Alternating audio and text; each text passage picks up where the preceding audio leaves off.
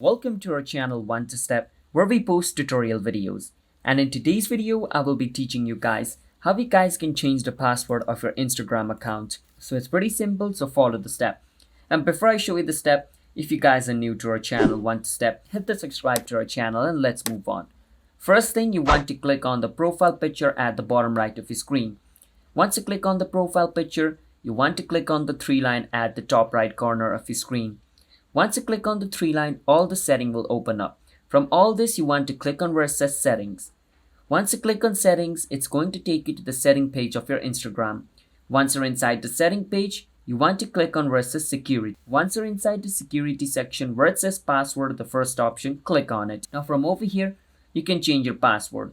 You want to enter the current password you have, and then where it says new password, enter the new password of your account, and enter the new password again to confirm it.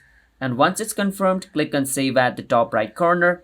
And if the current password you entered over here is correct, then basically your new password will be set, which means your old password will be removed and your new password will be set. So the next time you're trying to log in into your Instagram account, you need to enter your new password, not the old one.